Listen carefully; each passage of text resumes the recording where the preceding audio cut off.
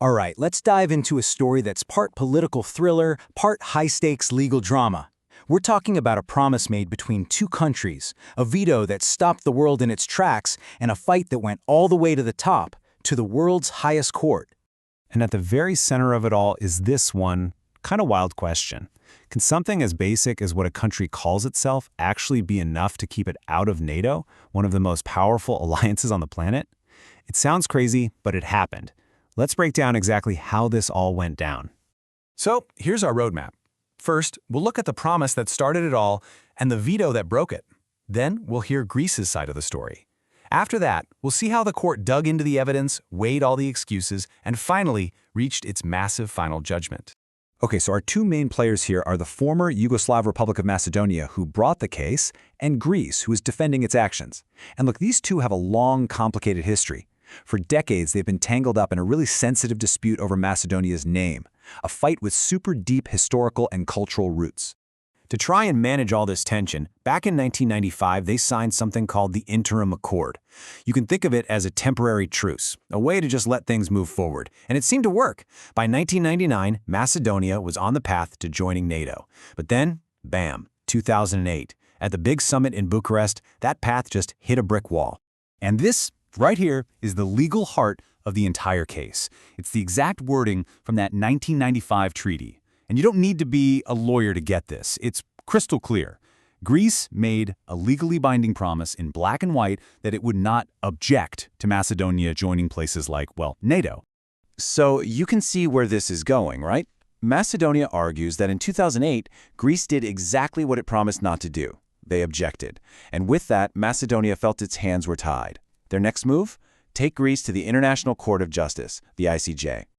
Okay, so the case lands at The Hague. But before anyone starts arguing about what happened at the summit, Greece pulls out a classic legal move. They don't want to talk about the facts yet. First, they argue that the court has no business, no jurisdiction, hearing this case at all. Greece basically threw four big arguments at the wall. First, they said, come on, this is all about the name dispute, and we all agreed the court wouldn't touch that. Second, hey, don't blame us, NATO made the final decision.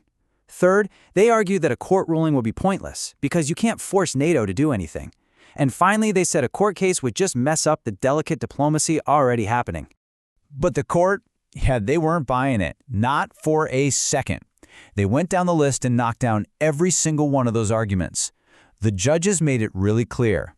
This case isn't about the name, it's about the objection.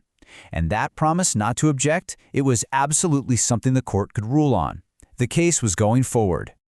So with all that procedural drama out of the way, the court could finally roll up its sleeves and get to the real meat of the issue. They launched a deep dive investigation to answer one simple question. Did what Greece did in 2008 actually count as an objection under the rules of the treaty? Now, this is a key legal point. The court said the promise was about conduct, not the final result. Think of it like this. Greece didn't have to roll out the red carpet for Macedonia at NATO. They didn't have to vote yes or campaign for them. But what they did promise was that they wouldn't actively stand in the doorway and block them from getting in. The focus was on Greece's actions, not the final vote. So, the judges basically turned into detectives. They started digging through diplomatic cables, public statements, press releases, the whole shebang. And what they found was a very clear paper trail. It showed that Greece had said over and over again that the name issue was the decisive criterion. For the court, that was pretty much the definition of an objection. Now, Greece had a counter-argument. They pointed to a little exception in the treaty. They claimed, hey, we can object if Macedonia is going to use its constitutional name once it's in NATO. But the court looked at the text and said, nope, you're reading that wrong. They ruled the exception only kicks in if NATO itself decides to use a different name. What Macedonia wanted to call itself didn't matter. And just like that, a huge piece of Greece's defense just crumbled. So Greece has to pivot. They move to Plan B. And Plan B is essentially the "they started it" defense. They argued, okay, fine, maybe we objected, but we were totally justified because Macedonia had already broken the rules of the treaty themselves multiple times. And they didn't just come with one complaint. Oh no, they brought a whole laundry list of grievances. They accused Macedonia of negotiating in bad faith, of using forbidden symbols, of putting hostile stuff in school textbooks, even of provocatively renaming an airport. So once again, the court had to put on its detective hat and investigate every single one of these claims. They looked at all the evidence Greece presented, and what did they find? Well, Pretty much nothing.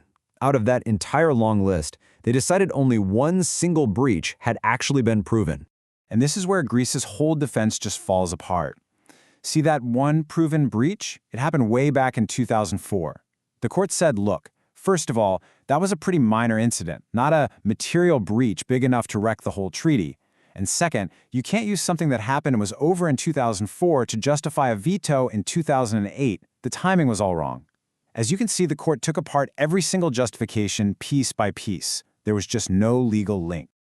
All right, so the arguments are done. The evidence has been weighed. The justifications have been tested and have been found wanting. The time had finally come for the International Court of Justice to deliver its verdict. And the final judgment? It wasn't even close. By a massive, overwhelming vote of 15-1, the court found that Greece, by objecting to Macedonia's admission to NATO, had officially breached its promise under the treaty. It was a slam dunk. So you're probably wondering, what was the punishment? Huge fines? Sanctions? Well, in international law, it works a little differently. The court didn't order Greece to do anything. Instead, the ruling itself was the remedy. This formal public declaration that Greece broke the law is considered appropriate satisfaction. The idea is that once a country has been called out on the world stage, it's expected to act in good faith and clean up its act. Okay, so let's just step back from all the legal jargon for a second. After all that, what does this case really teach us? What's the big picture here?